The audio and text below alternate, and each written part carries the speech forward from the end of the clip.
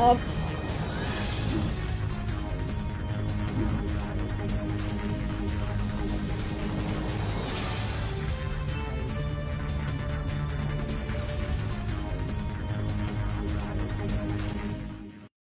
Hola, ¿qué tal? Muy buenas tardes. Estamos en una emisión más de esta mesa de análisis, charla e intercambio de ideas del Club de Periodistas de Hidalgo. Les saludamos hoy jueves 10 de agosto de 2023, Martín Hernández de News Hidalgo y José Luis Pérez Romero del Pensador Hidalguense. Agradecemos en todo lo que vale en la producción a Axel Gálvez y a Ulises Rodríguez. Esta tarde en esta mesa vamos a tener un tema muy polémico que en los últimos días pues ha causado diversa polémica en todos los ámbitos políticos, sociales y sobre todo educativos, como lo es los libros de texto gratuitos. Y para ello agradecemos la presencia en esta mesa del acompañamiento de Berta Alfaro, periodista y además catedrática de la Universidad Pedagógica Nacional Campus Hidalgo, de Daniel Rodríguez Pérez, profesor de secundaria en el municipio de Francisco y Madero. Él es licenciado en Historia y también estamos aquí acompañándonos con Marco Antonio Moreno Gaitán. Él es licenciado en Ciencias de la Educación y docente en Educación Superior. Agradecemos a los tres la presencia esta tarde aquí en esta mesa de análisis del Club de Periodistas de Hidalgo. Y empezaríamos, si me lo permiten, con algo que por ahí nos dejó Jean Piaget, que señalaba que en el segundo objetivo de la educación es formar mentes que pueden ser críticas, que pueden verificar y no aceptar todo lo que se les ofrece. El gran peligro de hoy son los lemas, opiniones colectivas, las tendencias ya hechas de pensamiento.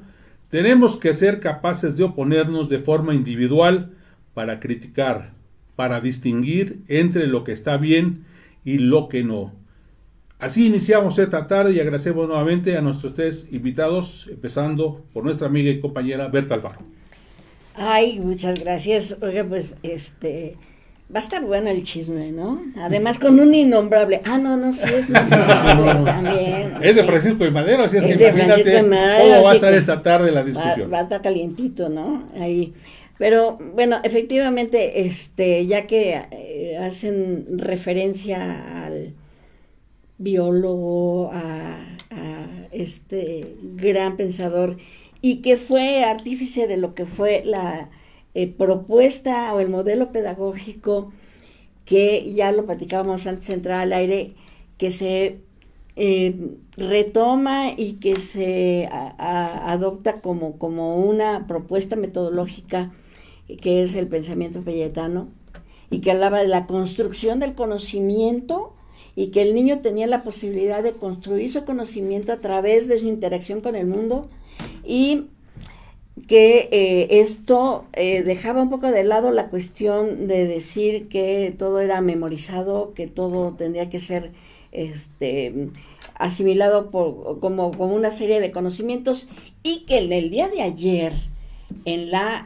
conferencia que dieron sobre la educación y los libros de texto, hablaban precisamente de que este nuevo modelo de los libros de texto gratuitos estaba bajo esa premisa de evitar el enciclopedismo, que es el dar este conocimiento así como acumulativos, y la memorización.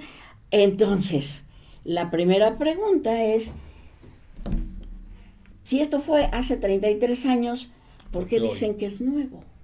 Entonces, para ahí de entrada ya es un asunto de cuestionamiento, ni siquiera de los errores, que sean 20, que sean 50 los que haya, que son ortográficos o conceptuales y demás. Más allá de eso, lo que me parece es que de entrada el objetivo de crear unos nuevos libros de texto, y haciendo como a un lado todo lo demás, pues no tiene sentido, porque están utilizando la misma propuesta metodológica basada en los estudios de Piaget, de la estructura del conocimiento. Bien lo comentabas, Bertita, referente a dejar todas las situaciones, principalmente lo considero, y esta mesa creo que así estamos todos de acuerdo, dejar a un lado lo político, la politiquería que sabemos quién nos está mencionando, que es una situación que dicen que es por ahí que se están atacando la distribución y la elaboración de estos libros, integración también de los libros de texto gratuito, la politiquería. Vamos a dejarlo de lado. Yo creo que nos vamos a enfocar principalmente al beneficio o no que se está pretendiendo dar a los niños, que son la semilla de la sociedad del ¿Cómo futuro. Dicen? Con los niños no. O sea, que Eso no se me pasen de eso es lanza. importante, y por eso es que escogimos tanto Martín como servidor, los invitados de esta tarde, encabezando tú a ellos, para poder discernir sobre este tema en lo pedagógico, en lo que está bien, lo que está mal, y en lo que se puede o no tratar de solventar, porque pues ya prácticamente estamos a unos días de que sean distribuidos en la entidad, a pesar de que 3-4 estados del país se están oponiendo a ello, previo a una situación que está interpuesta ante las autoridades federales. Bueno, vamos a esperar que lo que pase ahí, ¿no? Pero tenemos a un maestro aquí que da clases en una de las secundarias de Francisco Madero, municipio que por cierto hoy está en boga a nivel político, pero eso dijimos que lo vamos a dejar a un lado. Que no íbamos a hablar de lo innombrable. No. ¿Cuál es tu opinión respecto a esta elaboración y la integración de los libros de texto, tanto de primaria como de secundaria, Daniel? Sí, al tiempo de Luis, y con el honor de compartir mesa con don Marco Antonio Rico y con Marco Antonio Moreno Gaitán y con doña Berta Alfaro, sin duda la nueva escuela mexicana tendrá bondades, pero también, como cualquier proyecto político, cualquier proyecto gubernamental, debe de ser objeto de mejoras y buscar la excelencia, porque más allá de lo cuantitativo, lo cualitativo es lo que se tiene que valorar y evaluar. En ese sentido, en los libros de texto, no podemos concebir que si fue sometido al escrutinio de pedagogos, de expertos en la materia educativa, no se puede concebir ni justificar que cambiemos la fecha de nacimiento del Benemérito de las Américas. No lo puedo concebir yo. Habrá quien lo justifique y, como dijo el señor Arriaga, son áreas de oportunidad. Pongámosle el nombre como corresponde. Son errores cualitativos. Poquitos, 200, ahí dicen que son 200, poco más de 200 errores. Áreas, pero ¿cómo áreas de oportunidad? Fue lo que declaró ayer Arriaga. Sí, por supuesto. Y a mí se me hace inconcebible, porque yo creo que los dos extremos son malos. Defender a ultranza algo que no se puede defender, pero también atacar de forma desmedida algo que debería de encontrar un punto medio. ¿En aras de qué? De la educación de los niños. La niñez es la que está en juego. No somos un proyecto político, lo que está en juego es el aprendizaje, el conocimiento, la educación, la formación de la niñez allá en las aulas. Entonces pueden ser, Martín, n número de errores garrafales. Hidalgo ahora ya tiene otro estado colindante, Guanajuato, ya lo estrenamos. Entonces, más allá de todo eso, podría yo entender que la nueva escuela mexicana tiene bondades, sí, pero también tiene cosas que deben ser objeto de un análisis y de una reflexión más allá de las simpatías políticas que puedes tener con algún personaje. En ese sentido, tenemos que prevalecer el interés superior de la niñez. Por supuesto que es lo que tenemos que poner sobre la mesa, propios y extraños, porque al final del día eso impacta en la sociedad. No podemos sentirnos ajenos a que la educación me resulte pues algo indiferente. No, eso impacta en la sociedad y nos impacta en la inmediatez, en el día a día, cuando no hay valores, cuando no hay tolerancia, cuando no hay empatía, cuando no se fomentan y se consolidan los valores, repercute en la sociedad. Entonces, lo que bien decía Berta, esto no es algo nuevo. Están volteando a ver la pedagogía del sur, encabezada por Paulo Freire. Tiene 50, 60 años de existencia toda la filosofía de Freire. No es nada innovador. Vamos a buscar entonces que sea adaptable a nuestro entorno, que es precisamente algo de los aspectos que está buscando la nueva escuela mexicana. Pero ¿no me parece que también en este tema los profesores están discutiendo los libros, estamos discutiendo aquí el contenido de los libros, sin embargo, los mismos profesores, la capacitación que tienen los profesores es otro de los temas más importantes. Muchos de ellos no van a poder entender esta nueva escuela. Cuando yo recuerdo en la primaria, en la secundaria, algún examen, en la prepa, en la universidad, los profesores te pedían puntualmente el concepto, punto y coma. Y hasta nuestras fechas, en algunas escuelas todavía te piden eso. Si tú no das ese concepto, te dices, es que es parecido y mala tu respuesta. Claro. ¿Cómo vamos, de cierta manera, lo que están tratando, lo que quieren de cierta manera, cuando el profesor no está, pues no está acorde, no está a la expectativa de esta nueva escuela, ¿no? Sí, buenas tardes a todos, ¿no? Creo que es la primera vez que se dice que soy licenciado en Ciencias de la Educación. ¿En serio? Sí, en una presentación. Bueno. Siempre hay una primera vez. Mira, yo creo que, por ejemplo, la semana pasada estuve en uno de los COBAEM, en el Estado de México, en un proceso de capacitación con los maestros en esta cosa del nuevo marco curricular común, las progresiones de aprendizaje. Y creo que hay un problema, y es algo que hemos sostenido permanentemente en el sistema educativo mexicano, al menos algunas personas que tenemos interés en ello, ¿no? El sistema mexicano, el sistema educativo, tiene problemas de anquilosamiento en cuanto a las prácticas. Por ejemplo, hoy mismo, recién estamos estrenando el humanismo mexicano, pero seguimos actuando o seguimos educando en función de las competencias, porque ese es el modelo educativo que en la práctica tenía Enrique Peña Nieto, Felipe Calderón, Vicente Fox, Ernesto Zedillo, y que de una u otra manera era un sistema basado en competencias, medio instrumentado. ¿Por qué? Bueno, porque lo que yo busco en el sistema de competencias es que la gente desarrolle habilidades, destrezas, capacidades. Y eso es una estupidez. Cuando yo llego como docente y lo primero que hago es poner un examen sobre el pupitre, en ese momento tiro a la basura todo lo que le enseñé al niño y le dije, mira, eso de las competencias es muy padre, es muy bueno, pero no sirve. Aquí está lo bueno y esta es la forma en que te evalúo. Esa forma del sistema educativo mexicano, esa búsqueda que dicen que tiene décadas, decía ayer una de las investigadoras, de la pedagogía mexicana, y sin clarificar a qué pedagogía mexicana se refieren, porque bueno, podemos nosotros decir que en 1857 con Benito Juárez, pues la pedagogía era totalmente positivista. Con Porfirio Díaz en 1917, perdón, en 1920 más o menos era totalmente positivista. Con Jaime Torres Bodet era totalmente positivista. Entonces, seguimos manteniendo un modelo positivista de educación bajo una estrategia de pedagogías críticas. Y esa cuestión, esa forma de no poder conceptualizar de manera clara qué carajos es la educación, es lo que nos demuestra que Max Arriaga y Colcheiro pues no deberían de estar donde están. Digo, por dos cuestiones básicas. O sea, si tú revisas el libro del maestro que están presentando en este momento, inicia con una frase de Paulo Freire. Es más, hace referencia inmediatamente a Paulo Freire. Si tú revisas la conferencia de prensa primero que se dio, la del día de ayer, la del día de hoy, no hay una sola referencia ni a McLaren, no hay ninguna sola referencia a Giroux, no hay una sola referencia a Freire. Es más, Vygotsky decía en su libro Pensamiento y Lenguaje, Piaget ha abierto un espacio extraordinario para la educación. Este hombre le ha dado al mundo una nueva manera de ver la educación.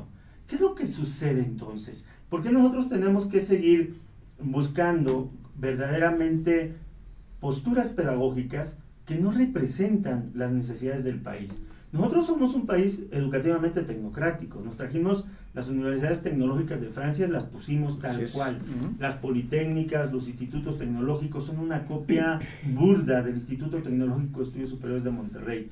Y todo esto que está ahí nos da como resultado una educación que no tiene sentido, que no tiene rumbo, que no tiene gobernanza. Y entonces, cuando de pronto nos dan esta este modelo, si tú revisas las fases que están proponiendo, educación inicial, los 3 años de preescolar en primera fase, segunda fase de primero a tercer grado, y si tú revisas, no vas a encontrar un diagnóstico. ¿Cómo está la educación mexicana? ¿Hemos logrado superar los 8 años y medio? ¿Hemos nosotros, es decir, nuestros alumnos dejan de desertar en el segundo año de primaria? ¿Qué es lo que pasa con esto? Entonces, este proyecto que no tiene diagnóstico, que no tiene un anclaje estadístico, porque además la ley de estadísticas de este país dice que si yo no fundo ninguno de los estudios que realice, en lo que dicen las estadísticas nacionales, estoy violando la ley. La ley de planeación, la ley nacional de estadística, la ley general de educación. O sea, toda esa cosa está ahí. No necesitamos politiquería. Lo que necesitamos es funcionarios que sean capaces, que sean competentes y que puedan entender las cosas. Yo platicaba con los maestros, por ejemplo, en un centro de bachillerato, y les decía, ¿quién conoce las progresiones de aprendizaje? Y todo el mundo levantó la mano. ¿Quién sabe planear o quién sabe secuenciar las progresiones de aprendizaje? Y todo el mundo levantó la mano. Y entonces les preguntaba, ¿cuál es el problema entonces con las progresiones de aprendizaje? Decían, no nos gustan, nos quitan autoridad dentro del salón. Esta forma, que es lo que tú decías, nuestros maestros no están preparados porque no hay un proceso real de mejora continua. La Mejoredu no está funcionando. La Mejoredu no está dotando al sistema educativo mexicano. No hablo de una escuela. El sistema educativo mexicano no está siendo dotado por la Mejoredu de un sistema de capacitación y de un sistema de actualización docente. ¿Qué se va a requerir para echar adelante esta nueva escuela? Es decir, ya está adelante, ya no hay marcha para atrás. O sea, realmente el 28 de agosto se van a entregar los nuevos materiales, ¿no? Sí, diría que a ver, pero hay una cuestión, o sea, me parece que si no hay una revisión de los programas, ¿sí? Es decir, el programa es, digamos que como esta columna vertebral de la educación, y los programas deben contener, bueno, toda una cuestión de un modelo pedagógico que obviamente regresan a la propuesta constructivista, que si bien es como la escuela inicial, hay el mismo Piaget y todos los educadores subsecuentes han ido mejorando la propuesta de Piaget. Es esta cuestión de las competencias, tampoco no son gratuitas, ¿no? Las competencias servían un poco como para valorar desde dónde empieza el niño y hacia dónde va y cómo va a ir a través de esta estructura que es el programa, va a ir adquiriendo sus conocimientos. Pero, a ver, déjame nomás decirte, es que el problemononón es que los libros de texto gratuitos no tienen nada que ver con los programas educativos. Y entonces, ¿puedo decir una mala palabra? Claro. Pues ahí ya se chingó el asunto. Porque, o sea, los programas van por un lado y los libros van por otro. No hay vinculación. No es que sean súper malos ni que sean súper buenos. Simple y sencillamente es que van por caminos. Y en medio están los niños. Así es. ¿Sí? Que dicen, y luego, ¿qué hago? Lo más grave... Al margen los maestros. Hay otro asunto que a mí me parece muy preocupante. Estas fases de las que tú ya hablas, de la fase 2 que... son 6 en total. Las fases y la 2 que entra a primaria y demás. La 3. Sí, entonces, a ver, la fase 2 es para primero y segundo. La 3 es para tercero y cuarto y la 4 para quinto y sexto. Pero resulta que ahí en esa concepción dicen que el maestro puede atender todos los grados. Entonces, chingados, vamos a regresar entonces a la educación rural multigrado. Pues sí. Y la educación multigrado, pues es nada más como darles un brochazo. De lo que educación. Se hicieron sin pensar estos libros. Pues a eso parece. Sí, tal parece. De una manera es con afinizar la educación mexicana. Es decir, el Consejo Nacional de Fomento Educativo, el CONEFE, es un organismo que existe ante la incapacidad, ante la imposibilidad del Estado mexicano de brindar la educación al 100% de los niños del país. Y entonces este sistema tiene escuelas multigrados. esta escuela, un maestro atiende en el mismo aula y al mismo tiempo a niños de primero, segundo, tercero, cuarto, quinto y sexto. Y entonces les va dejando actividades, vas viendo cómo se para el pizarrón. Entonces es un poquito lo que está buscando Max Arriaga con AFISAR, esta parte de la educación, y entonces, porque ellos sienten que los grados no están dando resultados, que los grados son neoliberales. O sea, es una visión verdaderamente con absurda, carga ideológica. Exacto. Y algo que decía Gilberto Guevara Niebla el día de ayer, por ejemplo, decía, es un absurdo pedagógico, pero aparte de ser un absurdo pedagógico, es un abuso pedagógico. ¿Por qué?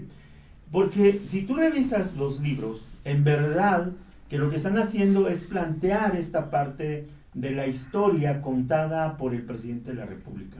Una doctrina, ¿no? Hay quien ha dicho, y no mira, es otra cosa que una doctrina. Una doctrina sería ser buena onda con él. Yo creo que le tienen miedo y pavor a la transformación. Ojo, cuando nosotros hablamos de la mejora continua, nosotros hablamos de procesos en donde la gente se enfrenta a la crisis que implica trastocar todo lo que ya tienes para construir algo nuevo. Empieza un proceso de rechazo y un proceso de depresión. Y después empieza un proceso en donde tú culpas al pasado lo que está sucediendo. Y entonces cuando estamos hablando de transformación, de cambio, y este rechazo al cambio que se ve en las conferencias mañaneras del presidente, y en las aulas, las educativas, ¿no? Exacto, y que no está preparado, es decir, no sabe hacia dónde quiere transformar el país. Hay un rechazo, de hecho él no quiere verdaderamente cambiar el país. Y eso es lo que está sucediendo. Tenemos 5 años escuchando esto. Y si nosotros vemos la educación, y si vemos lo que dijo ayer, por ejemplo, decía la maestra, alguien le decía, hay control corporativo del CENTE, y ella decía, sujetémonos a lo que dicen los libros de texto. Eso habla de que no están dispuestos a discutir solamente el texto, pero como ellos quieren discutir el texto, pero como ellos quieren decir el texto, y no saben lo que está pasando. Y mucha gente dice que Max Arriaga es el secretario de Educación Pública. Yo digo, eso sería demeritar a Colcheiro, ¿no? Colcheiro es como el poder detrás del trono, porque es finalmente la maestra Leticia Ramírez no está ejerciendo de manera muy adecuada el cargo de secretaria. Pero no hables mal de ella ahorita porque aquí está, en Pachuca. Precisamente está en este momento, pero se realizó una reunión a puerta cerrada de secretarios de Educación del país, aquí, a la que no hay acceso. A puerta cerrada, ¿cuál es el temor? Se cerraron por 5 años. Todo lo habido y por haber del proceso que supuestamente llevó a la construcción de los libros de texto. ¿Cuál es el temor? ¿Cuál es la justificación de seguridad nacional para cerrar esa información a cadena y candado? He escuchado la participación muy acertada de mis compañeros de la mesa. No hay capacitación, estimado Martín, para los docentes para la elaboración del programa analítico. No la hay. Digo, es loable el esfuerzo que hacen los directivos, el subdirector, el director, los supervisores, los jefes, es loable. Pero no hay en sí un acompañamiento claro y contundente de especialistas para elaborar el programa analítico. Sabemos que el sintético es el piso mínimo que está dictado desde las oficinas centrales en el abordaje de los PDAs, de los procesos de desarrollo de aprendizaje. Pero en la normal superior no nos enseñaron el diseño curricular, que es lo que tenemos que abordar en el programa analítico. Entonces no hay ese acompañamiento, que nos dé luz a lo que pretendemos. Y decía Berta, y la palabra es articulación, José Luis, no hay articulación entre un documento inacabado, porque dice avance del programa analítico, sintético, perdón. Avance nada más, pero no está ya definido eso. Y entonces lo que tú tienes en el programa sintético discrepa del contenido de los libros de texto. Y no hace falta ser experto o pedagogo, solamente compara el tema 1 de un documento con el tema 1 del otro documento. Y no hay articulación. Entonces el docente entra en un dilema, Marco, tremendo, y más allá del compromiso que estoy seguro que existe en el gremio magisterial, más allá de las dirigencias, entra en ese dilema. ¿Qué le queda tú como docente al frente del grupo en activo? ¿Qué le queda al docente precisamente ante esta situación que ya planteaba Martín, que el 28 ya se van a distribuir los primeros los fines de este mes de agosto, principios de septiembre, ya entran a clase todos los niños? El 28 entran a la escuela. Ya entran todos. ¿Qué le queda al docente para poder afrontar esta problemática? Porque por ahí decían que los libros no es la base de la enseñanza, sino que es un material de apoyo. ¿Qué le queda al docente para poder hacer utilizar el término, José Luis, que está en boga, la autonomía profesional? O sea, yo hago lo que quiero en el salón de clase. Más allá de hacer lo que te plazca, Berta, es adecuarte a las circunstancias del grupo, porque en el caso de secundaria tienes a N número de grupos, no es uno solo en la jornada. Se va a hacer lo que se puede. Yo creo que se hará el mejor esfuerzo con base, hay un temario, hay unos procesos de desarrollo de aprendizaje, y con base a ello el docente hará uso de su capacidad, de su inteligencia y de su compromiso social. Más allá de políticas, Martín, que se tengan. Yo ya tengo claro que voy a abordar la Primera Guerra Mundial. Tú sabrás si presentas un video, un documental, un PowerPoint, es decir, tú ya tienes la posibilidad de elaborar eso. Sí, el material didáctico que representa el libro de texto no es el único. Queda bajo tu criterio establecer una amplitud tan profunda como pretendas. Y digo, eso es parte también de lo que quizá tengamos que hacer uso. No ceñirnos al libro de texto, porque yo no encuentro cómo corregir eso del 18 de marzo para el nacimiento del 20. No lo encuentro. La penita. Aplaudelo. A ver, yo no lo encuentro. Hay una cosa que me parece muy importante de lo que tú dices. O sea, cómo enfrentan los maestros, y hay algo que a mí me ha quedado así como que en la mente de profesores que me decían, yo soy maestra de maestros. Sí, en la pedagógica.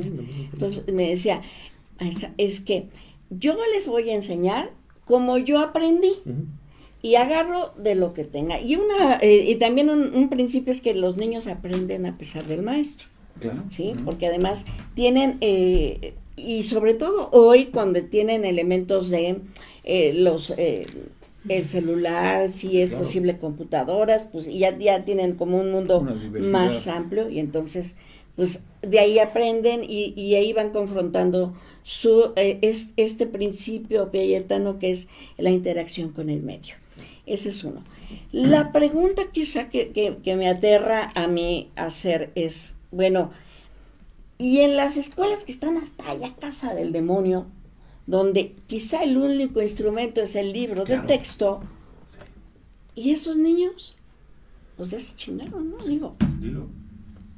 A mí me llama la atención dos cosas aparte de esto. Por ejemplo, lo que dice el maestro, esta ausencia de formación curricular, ¿no? Porque la lectura curricular en educación es fundamental. Es decir, yo no puedo secuenciar una unidad didáctica si no puedo hacer una correcta lectura curricular de la unidad didáctica.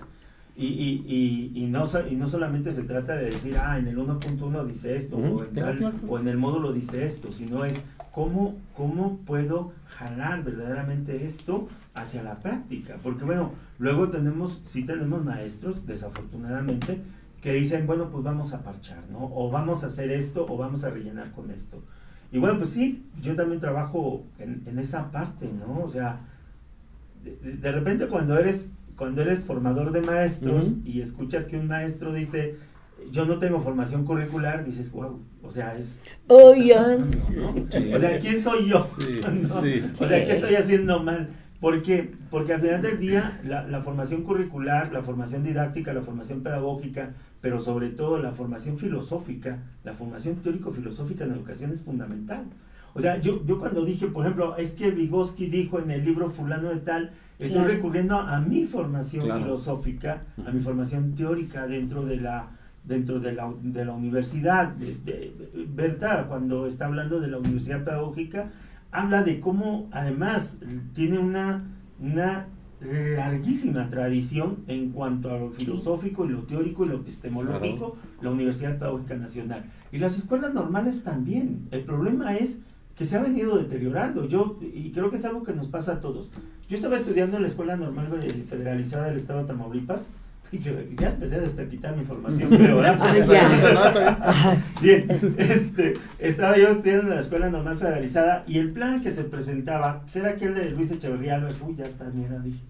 Y entonces cuando me toca egresar de la Escuela Normal, por supuesto que había una reforma educativa que era la de Miguel de la Madrid. Yo fui formado para una escuela que ya no existía. Ya no existe, así es. Cuando yo estuve en la Universidad Autónoma del Estado de Tamaulipas estudiando la licenciatura en Ciencias de la Educación, estuve formado para un mundo que dejó de existir, porque yo concluyo por allá por el 94, y en el 94 surge el Internet. Y adiós bibliotecas, éramos expertos. Pero además en el 90 es la reforma educativa. Así más es, una de las más fuertes. De las más profundas. Que inclusive, perdón, pero el Baester Bordillo fue artífice de esa reforma. De esa reforma. Así es. Porque además de todo su rollo sindical, pero tenía una formación académica muy sólida. Y no quienes estaban no podemos negarla. No, por supuesto, o sea, sería injusto negar la formación académica del Baester, y ella es una de las artífices de esta gran reforma educativa de hace 33 años y que hoy la llaman Nueva Escuela Mexicana, Nueva Escuela Mexicana, y que es exactamente lo mismo. Sí, y entonces te decía, esta parte de la formación curricular y la formación teórica es fundamental, claro. Y eso es lo que le hace falta. A mí me preguntas qué va a pasar con esto, yo digo, ¿qué va a pasar? Vamos a tener un problema. Si la pandemia nos dejó con severos problemas educativos, venimos arrastrando estos problemas porque los maestros no tenían acceso a las tecnologías, los maestros no eran expertos en tecnologías, la plataforma de la SEP no era la más adecuada, cosas de ese tipo. Bueno, esto también nos va a abrir otro hueco. ¿Por qué? Porque no está articulado, porque además de ello, ¿cómo puedo de alguna manera entender? Alguien decía ayer, es que vamos a enseñar el español cotidiano, el lenguaje cotidiano de la calle. Entonces está bien que yo diga que ya valió madre. Sí, porque es el lenguaje es correcto. Por supuesto. Dos cuestiones que son básicas. Claro. O sea, el lenguaje cotidiano es eso, pero la educación es la formación, es el traspaso o es el encuentro con la cultura. Y si lo hiciéramos desde la perspectiva de Piaget, es ese generar desequilibrios permanentes para crear unos nuevos equilibrios nuevos y se adapte al nuevo conocimiento. No es darle un conocimiento que está ahí en la calle y que es un conocimiento cultural, pero que no es el conocimiento que nos va a llevar al progreso. Y si estuvieran hablando de otra cosa, tendrían que haber recurrido a Amílcar Cabral. ¿Por qué? Porque Amílcar Cabral, cuando encabeza la independencia de Guinea-Bissau, Cabo Verde, dice dos cuestiones que son fundamentales. Primero, la teoría de la resistencia cultural es no todo lo que tiene el colonizador me ata al pasado y me lleva a la desgracia. Algo tengo que atesorar.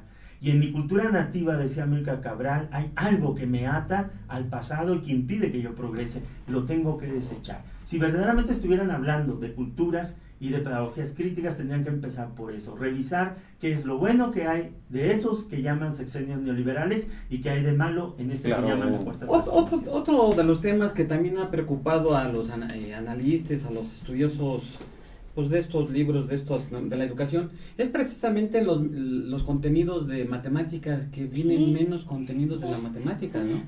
¿Qué opinión les merece esto? ¿Puedo hablar? Claro. Es que aparte, bueno, lo que pasa es que yo soy especialista en matemáticas en la Universidad Pedagógica. Y bueno, la preocupación mayor es precisamente que los libros en este momento consideran que las matemáticas como que no sirven para nada. ¿Cómo para qué? Que a los niños no les sirve de nada la matemática en su día a día. Y bueno, con cosas muy básicas de la concepción de la matemática o de los principios matemáticos en los niños. Y una de ellas, cuando en la mañana llegan los niños a la escuela y se forman del niño más pequeño al más grande, están haciendo matemáticas. Es un algoritmo matemático. ¿Sí? Cuando los niños se ponen entre niños de un lado y niñas de otro, están haciendo matemáticas. Cuando la maestra les pone en el pizarrón, hoy es 10 de agosto del 2023, están haciendo matemáticas. Y entonces, ¿cómo se puede decir que las matemáticas son como, hay un accesorio de más? Neoliberal. ¿Sí? Neoliberal, ¿sí? Sí, cuando, por ejemplo, los niños hoy están haciendo matemáticas cuando van y compran un dulce en la tienda y saben que les tienen que regresar el cambio. Y bueno, si vamos más avanzados, tenemos un niño que el presidente de la República felicita y reconoce porque fue a un concurso mundial de cálculo mental, ¿sí? Y que fue porque los padres les preocupaban los conceptos matemáticos que estaban aprendiendo en la escuela. No aprendió solo. Y entonces fue a un acompañamiento de profesores, de coach, si quieres, pero donde el uso del abaco, que los niños han usado siempre, ¿sí? Y que no es neoliberal, pero que lo pueden considerar ahora, y están creando niños con un concepto de matemático muy amplio y que va a chocar en el momento que lleguen a la educación, a la escuela mexicana, no escuela mexicana, no sé cómo demonios se llama, y va a chocar, porque entonces ya, pues todo lo que ella supo, que lo tira o que hace.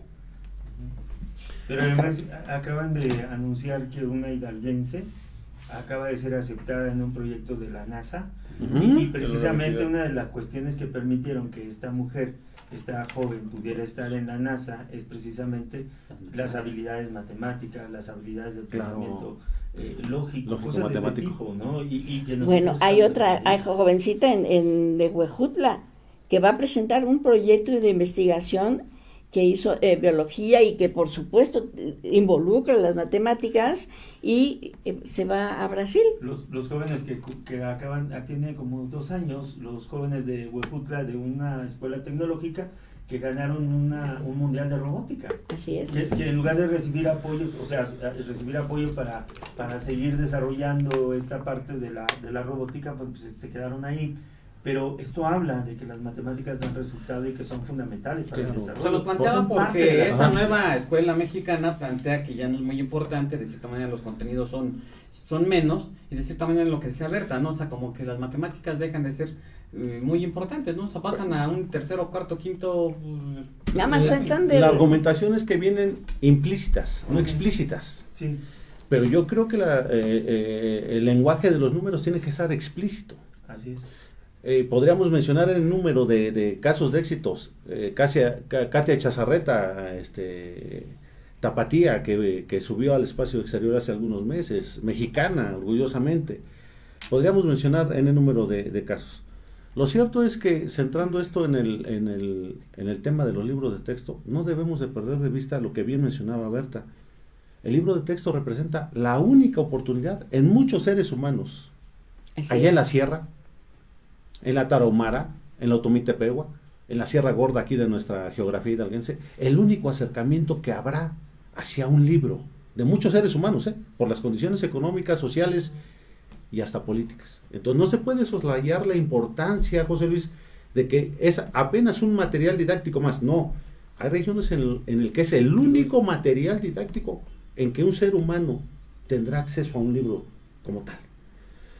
Hablaba Marco de la situación del imperialismo yanqui, ¿no? Que se le llama. Es una incongruencia que estemos pretendiendo con esta nueva escuela mexicana de colonizar, es lo que el término que están utilizando los defensores a ultranza de esto. Pues nosotros estamos ahorita hablando en un idioma colonialista, porque este idioma que estamos utilizando en este momento no es propio de esas tierras. Hubo otros idiomas antes de la conquista. Entonces, yo interrogaría y cuestionaría, aquellos que defienden a ultranza la decolonización, ¿hablan un idioma nativo? ¿Un idioma de estas tierras? Para efectivamente enarbolar una bandera. Y no se trata de ver lo negativo a todo, ¿no? Yo quiero ser optimista desde el aula en que habrá, quizá un poquito tarde, quizá un poquito después, resultados favorables. Y esperemos que esto no sea solamente un momento de coyuntura educativa, política, que obedezca efectivamente a circunstancias de necesidades que exige el México de hoy, más allá de coyunturas políticas. Aquí curiosamente también los maestros, los agremiados al CENTE, pues no se han pronunciado, o sea, el mismo CENTE de Hidalgo no se ha pronunciado por este tema. En algunos otros lados lo han hecho, en otros estados, 4 estados como Chihuahua, Coahuila, Jalisco y Yucatán, que no van, ellos han amparado. y no quieren la entrega de libros. En otros estados parece que, no, que el mismo sindicato, los mismos profesores están contentos, o si no están contentos, no han dicho nada. O sea, hay una cultura en el CENTE que es como muy rara, ¿no? El CENTE trabaja bajo protesta siempre porque para él el mayor interés son los niños. A mí me parece una falacia, me parece totalmente absurdo que de repente alguien diga yo voy a seguir educando de esta manera aunque no sea la ideal, o voy a seguir educando bajo estas circunstancias aunque no sean las óptimas. No lo han hecho porque no les dan aumento, porque no los atienden correctamente, es decir, a veces se precariza mucho al maestro y el maestro del CENTE como quiera se mantiene bajo una mirada muy apostólica de la educación que ya no tiene mucho que ver con la realidad mexicana. Y bueno, pues el CENTE lo acaba de decir, al menos el dirigente nacional acaba de asegurar que el Sindicato Nacional de Trabajadores de la Educación está de acuerdo con los libros de texto, ¿no? Entonces, bueno, algo que le decía precisamente a la secretaria de Educación Pública el día de ayer era si había un control corporativo sobre el CENTE toda vez que estaba por esta declaración, ¿no? No quiso contestar, dijo que no, que de ninguna manera y que bajo ninguna circunstancia, ¿no? Pero es cierto que sí lo hay, ¿no? Sí lo hay, y aquellos estados en donde, por ejemplo, Veracruz tiene el CITE, que es el Sindicato Independiente de Trabajadores de la Educación, en algunos lados la CENTE en el sureste. En el sureste, digo, por ejemplo, con la gente de Acapulco dicen que ellos no le van a entrar, la gente de Michoacán dice que tampoco le va a entrar, entonces claro, los aliados, ¿no? Porque además son de los más combativos, ¿no? Exacto, los aliados del presidente dicen que no le van a entrar, pero el CENTE sí le va a entrar, quizás le va a entrar bajo protesta después en algunos estados, no sé, pero creo que los maestros tenemos que pelear todos porque los docentes cambiemos nuestra visión de la educación. Si no podemos seguir con una visión arcaica de la educación mexicana, ¿para qué educamos? ¿Cómo educamos? ¿Cuál es el propósito real de la educación en México? Seguimos, mira, el presidente lo dijo cuando fue la cumbre de líderes del norte, ¿no? Nosotros tenemos trabajadores, nosotros tenemos recursos naturales, traigan por favor sus empresas. Se lo dijo a Joe Biden, se lo dijo al premier canadiense, y en esa medida seguimos teniendo una educación que forma mano de obra barata para los consorcios internacionales. Necesitamos una educación que le apueste al progreso tecnológico y científico. A la innovación. Y según López Obrador sería esta la educación, la nueva escuela mexicana, según él, le estaría apostando al futuro.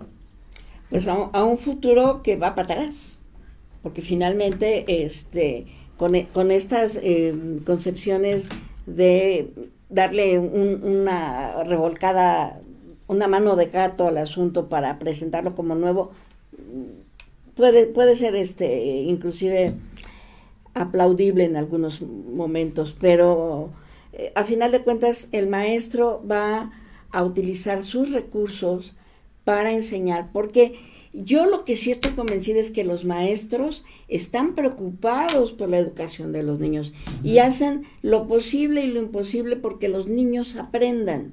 Entonces van a echar mano de estos libros, de lo que traen atrás, de su formación, de la poca capacitación que han tenido, pero que en algún momento dado la echan a andar y le dan con todo.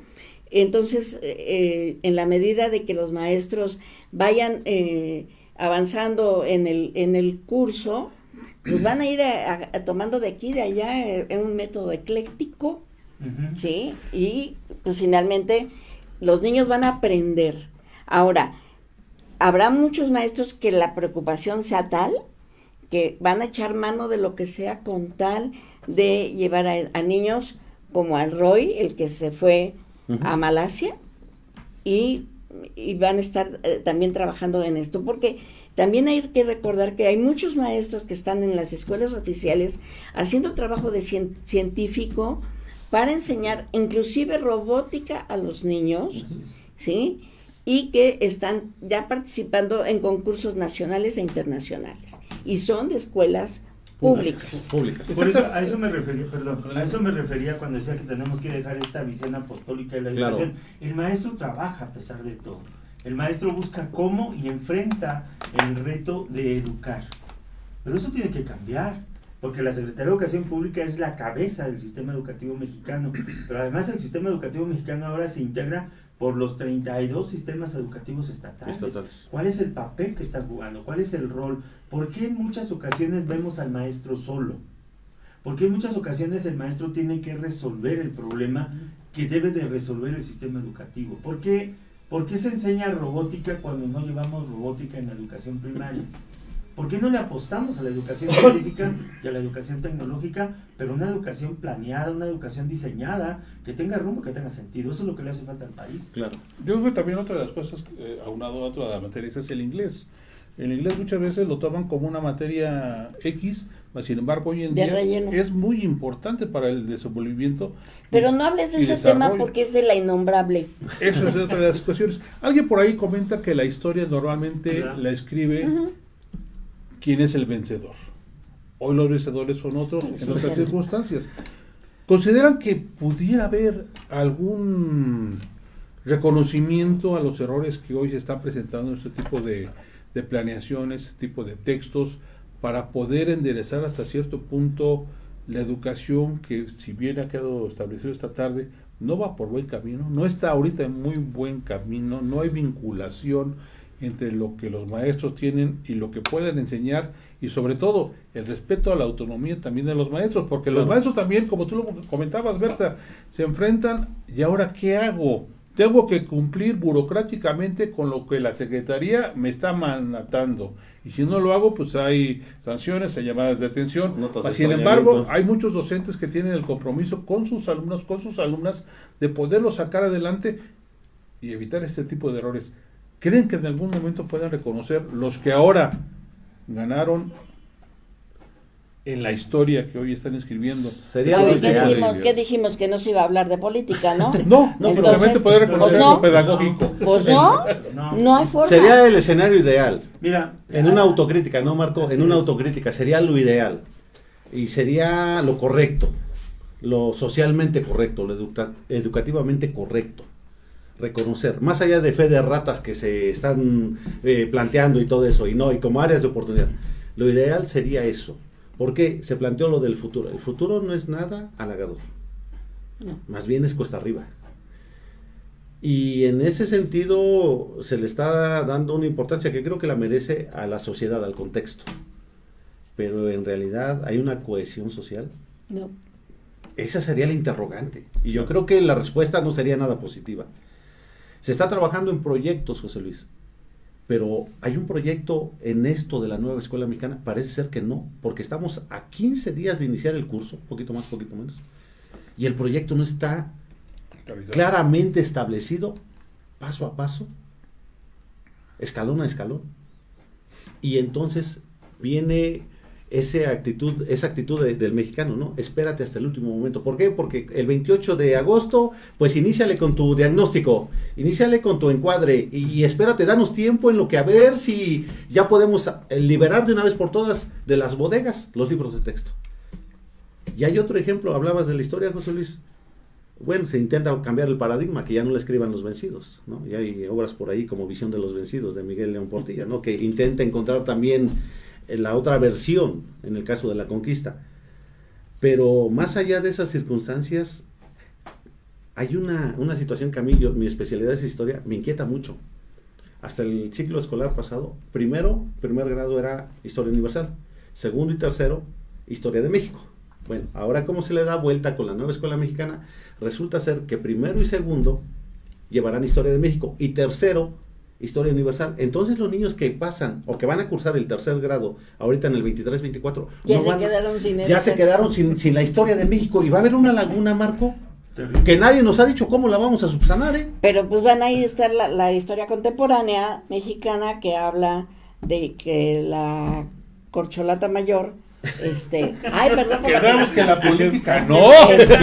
Y entonces los muchachos pidió disculpas. Los niños no van a conocer en el aula.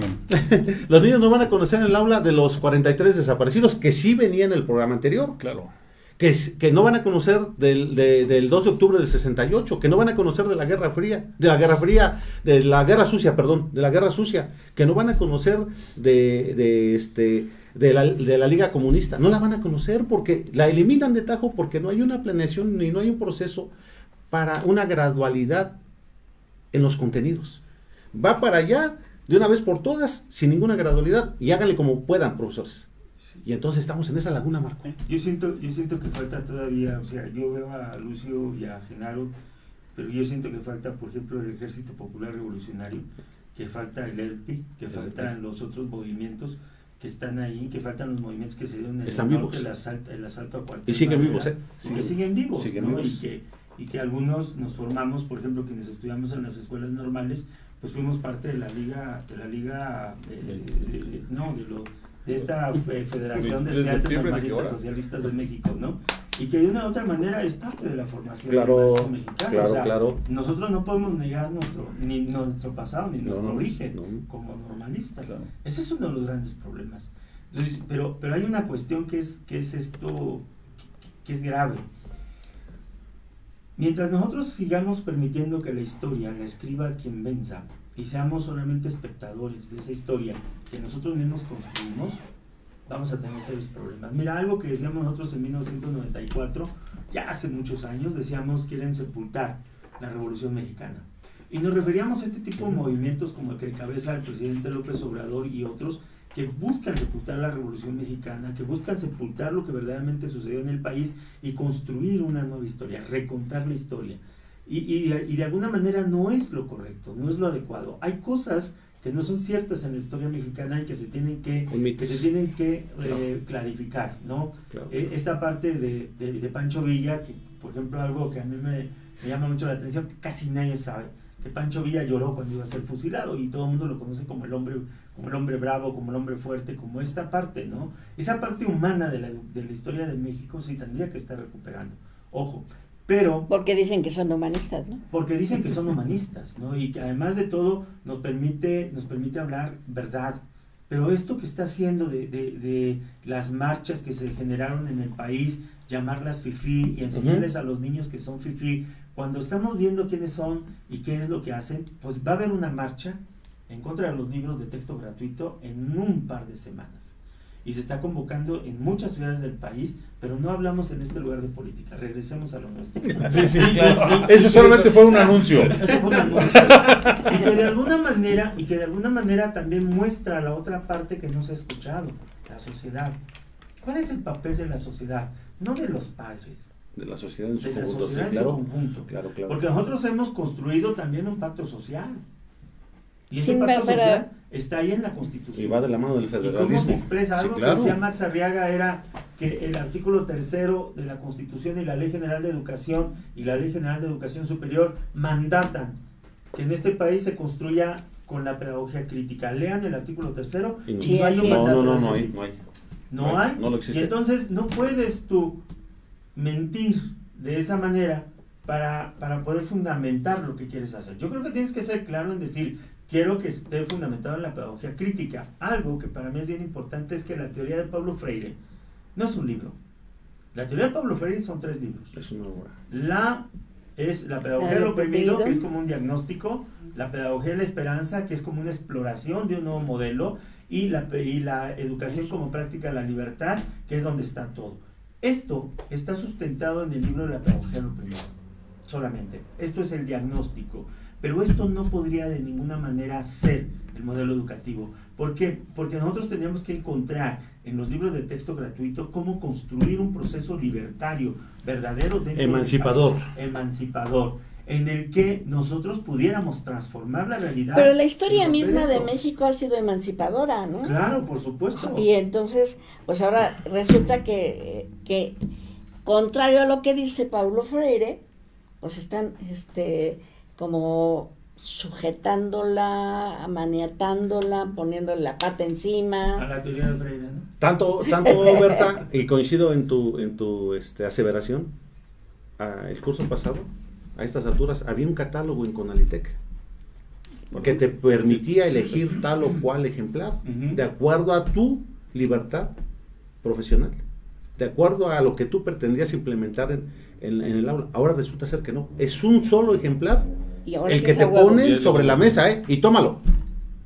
ya no hay esa posibilidad. El libro de la educación sin recetas, ¿no? Ese es como la guía, ¿no? Pero en la Conalitec, ahora esperemos que eso que tiene en la mano Martín es un solo ejemplar, que lo tomas o lo dejas. Y ya no hay un catálogo publicitado en la Conalitec, en su página web, donde tú podías, más allá de lo que esgrime, ¿no? De los negociazos. Bueno, si es un negocio lícito, es válido. Los negociazos de las editoriales, ¿no? Que están poniendo también sobre la mesa. Que eso es otra cosa. Punto y aparte. Punto y aparte. Pero resulta ser, José Luis, que no tenemos ahora elección. Tomas este libro para historia de México, lo dejas. Y entonces quieren emanciparnos. Pero Hidalgo estaba planteando digamos que en las otras administraciones, planteaba también un catálogo de libros de texto para secundaria, ¿sí?, que permitían al maestro tener una libertad así como para elegir qué tipo, ¿no? Y luego, ¿en dónde quedó? No, pues ya no hay. Ya no hay El otro problema que tenemos, que es lo que menciona Berta, y si lo llevamos al plano del plano jurídico, es cómo podemos nosotros armonizar la soberanía de los estados, que está en el acta constitutiva del país. En el federalismo, sí, en el pacto federal. Sí, en esta acta constitutiva dice que yo soy soberano, y cómo podemos armonizar lo que dice la Ley General de Educación con lo que dice la Ley de Educación del Estado de Hidalgo, ¿no? El Congreso del Estado acaba de aprobar hace un mes, por ejemplo, la Ley para la Educación Superior del Estado de Hidalgo, y es una réplica de la Ley General de Educación Superior del país, ¿no? Esto en educación lo llamamos plagio. Entonces, de alguna manera, pero bueno, esta parte, ¿cómo la armonizamos? Es decir, ¿cómo armonizamos la soberanía de los estados con esta parte de la federalización? Porque dice el presidente que es una competencia federal, lo de los libros de texto gratuito. Ojo, el artículo 3º dice que deben de concurrir de acuerdo a las competencias que tienen los estados, los municipios, los padres de familia y expertos. Sí, claro. Estas 4 cosas que dice el artículo 3º, que tienen que estar y que no estuvieron porque hasta ahorita no lo han demostrado, es lo que nosotros es lo que en este momento la sociedad tiene que discutir. ¿Qué pasó? Verdaderamente, ¿a qué estamos jugando? ¿Qué es México? Es decir, ya no se trata solamente de poner Guanajuato donde estaba Querétaro. ¿Quitamos los 32 estados? ¿Somos un territorio nacional? Somos un estado en donde los gobernadores, digamos las cosas claras, ¿no? Donde los gobernadores son solamente la gente que tiene que obedecer de manera irrestricta lo que el presidente de la República dice. Pero esto no es nuevo. También recuerda que otros gobiernos, otras administraciones, usted está Morena, el hecho de que el presidente, de cierta manera, son 20 y tantos presidentes, gobernadores morenistas. Antes era el PRI que gobernaba todo el país. Y si el presidente dictaba por ahí una orden, pues todos. Pero estamos hablando de que eso se iba a transformar. Claro, sí, ese es el espíritu. Lamentablemente no era lo mismo, ¿no? Sí. Y no podemos nosotros recurrir, y es que precisamente esa es la fórmula que utilizan ellos de recurrir al pasado. Si en el pasado pasaba esto, lo que les conviene, se justifica. Sí, lo justifican. Sí. No podemos nosotros justificarlo. ¿Por qué? Porque al final del día la transformación que anunciaron era para ejercer verdaderamente las soberanías, para permitir una democracia verdadera y para mejorar. Que es lo que se esperaba. Sin duda alguna, perdón, el tiempo se nos va como agua entre las manos. El tema da como para 25 programas más. Sin embargo, pues agradecemos esta tarde la presencia de Berta Alfaro, de Daniel Rodríguez Pérez, de Marco Antonio Moreno Gaitán, en esta mesa de análisis en donde pues hemos externado todos nuestros posicionamientos referente a estos textos gratuitos sin política, dejamos hablar de la politiquería, 2, 3 por ahí puntos, pero yo creo que ese es el sentir también de maestros, de la sociedad en general, de este cierto descontento, de esta incertidumbre que hay en estos textos. Ojalá por ahí dijeron que va a haber alguna revisión. Esperamos que se puedan corregir para el bienestar y beneficio principalmente de los niños, de las niñas y de los adolescentes. Pero lo importante es que todo el mundo está leyendo los libros de texto. Por lo menos diría alguien, ¿no? Ya subió el índice de lectura en los mexicanos. Pues agradecemos a todo lo que vale, a todos ustedes, a nombre de Martín Hernández, José Luis Pérez Romero, les agradecemos su acompañamiento en una emisión más de esta mesa de análisis, charla e intercambio de ideas del Club de Periodistas de Hidalgo. Nos vemos la próxima. Bye. Gracias. Bye.